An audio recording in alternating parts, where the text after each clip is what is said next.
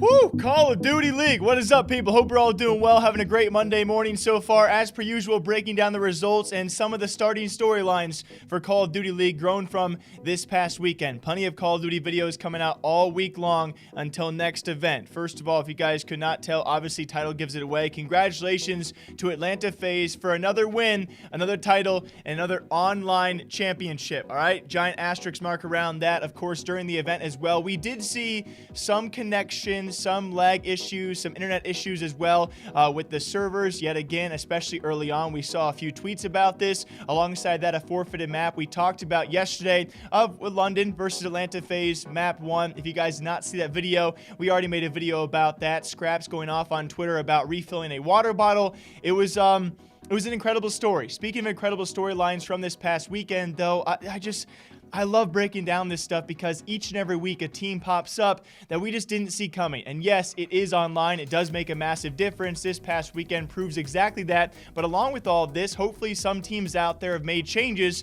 which have obviously provided these new results. First of which, Toronto making their first playoffs, their first top 4, and Methods popping off with the mustache. That must have been it. It was actually tremendous to see. Hopefully them, alongside a couple other teams, have now finalized a bit more of their roster and maybe secured who their starting 5 will be. Along with them, New York off to a slow start, yet again losing an opener, but then back-to-back wins as well, making top 4 for the Subliners. Mac Meltz has certainly certified his spot of improvement on this roster. We've already talked about it time and time again, and what everyone saw online for scrims and practice has simply made sense. New York, they get eliminated by a FaZe clan, but still, the run they made here makes them, I think by a lot of eyes out there, a prompt opponent for the future for many teams. Who might not be a prompt opponent, that's going to be Paris. A huge fall off ever since opening launch weekend and opening actual weekend at London.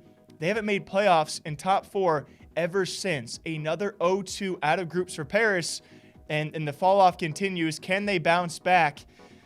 I don't know at this point. It is just shocking to see the flip-flop of the nature of the league. And yeah, a lot of it does attribute to online play, but to Paris, you know? Launch weekend was okay, but that opening weekend at London, a pretty stellar performance to make top 4 and then to take Chicago to a map 5. We talked about that. Both those semifinal matches going to map 5s, if I remember correctly, and obviously could have gone either way. They could have had a grand finals, could have had an actual land ship on top of that. To have this fall off for several weeks ever since and several events ever since, you got to question, will this roster be the next to change? One that will probably not be changing, maybe adding some other firepower if they even need to. It's going to be very debatable. OpTic Gaming, another slow start, then back-to-back 3-0s. They bounce back as if nothing happened. Chino is now in. They also managed to beat Toronto and make a grand finals.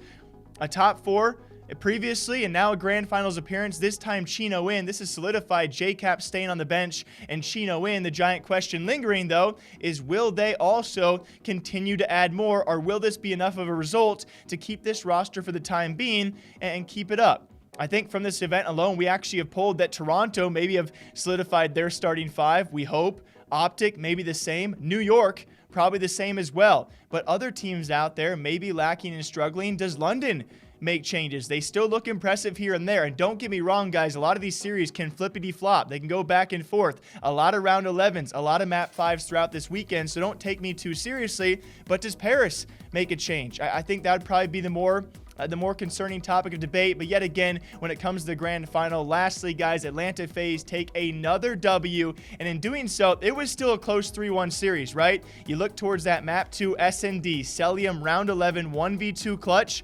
That could flip the entire series, but it is what it is. FaZe take another W, an online championship, asterisk mark as well, but still so many teams showing up. And in fact, I think it was actually Mac on Twitter pointing this out.